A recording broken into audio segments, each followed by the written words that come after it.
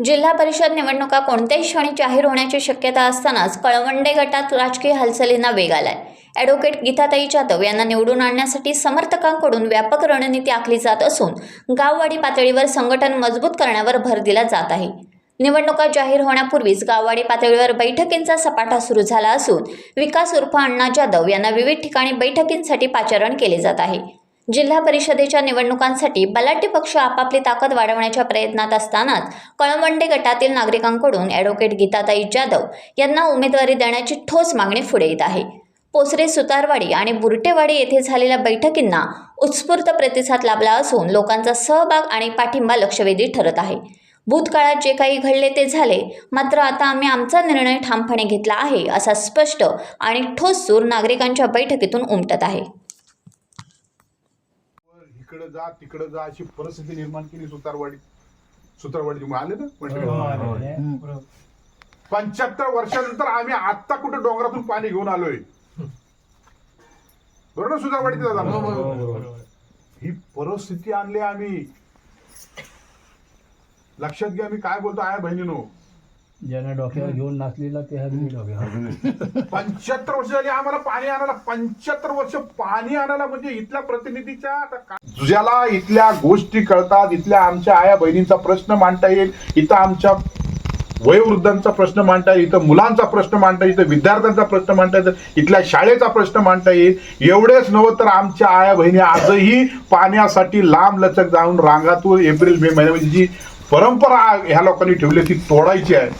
आपापसामध्ये हेवे दावे तोडून संपवायचे आहेत। खऱ्या अर्थाने विकास काय असतो तो आम्हाला दाखवायचा आहे आणि म्हणून आम्हाला हल्ला करायचा आहे जिल्हा परिषदेवर। आमचं हक्क आणायचा आहे, आमचं कर्तव्य आणायचं आहे, आमचं इथे असणारी ताकद उभी करायची आहे आणि म्हणून आम्हाला जिल्हा परिषद हल्ला करायचा आहे। का हल्ला करायचा आहे? मी असंही बोलू शकलो असतो की आम्हाला जिंकायचं आहे। जिंकतो कोण? जे हरले तर आम्ही हरलो नाहीये। खऱ्या अर्थानं आम्ही एक आहोत आणि हीच वेळ आहे की आमचा चांगला प्रतिनिधित्व पाठवण्याची। तुम्ही सगळ्यांनी विचार करायचा आहे। माझ्या इथला समूह बसल बिचाऱ्यांनी जमीन देऊन कधीच 4-5 वर्षापूर्वीच मला वाटत जाहीर केलं होतं की जमीन देते म्हणून, पण समूह इथं सभागृह बनावं, इथं पोरं बसावे, त्यांनी अभ्यास करावा, त्यांनी काहीतरी त्यांचं चैतन्य निर्माण करावं। एकाही मायच्या लाल फुडारांनी येऊन थुंकून बघितलं, तुमच्या मन समजून घेतलं नाही, तुमचे विचार समजून घेतले नाही, तुम्हाला पाठीवरने हात फिरू शकले नाही।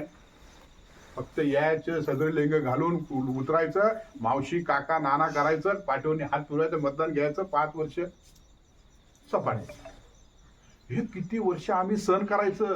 असा होता की येणाऱ्या जिल्हा परिषदेमध्ये आपल्याला हक्काचा माणूस कोणीतरी उभा करायचा की जेणेकरून येणाऱ्या दिवसामध्ये आपल्याला खऱ्या अर्थाने इथला असणारा स्वातंत्र्य, समता, बंधुत्व एवढंच नव्हे तर आमच्या असणाऱ्या अडीअडचणी, इथे असणाऱ्या ज्या ज्या विषयाला आम्हाला सामोरं जावं लागतं, आमच्या इथे कोणत्याच विषयात म्हणा किंवा कोणत्याच बाबीमध्ये प्रतिनिधित्व चांगलं नसल्यामुळं किंवा आमचा हक्काचा माणूस नसल्यामुळं आम्हाला सगळ्या गोष्टीतून बेजार केलं जातं।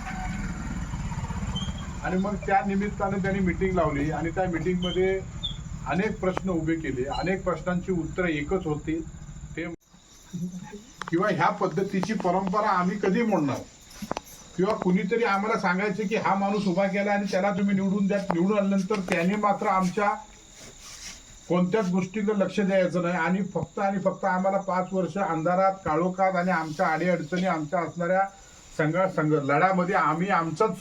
टाइम्स डिजिटलला लाईक करा, सबस्क्राईब करा, शेअर करा आणि बेल आयकॉन दाबायला विसरू नका। पाहत रहा टाइम्स डिजिटल।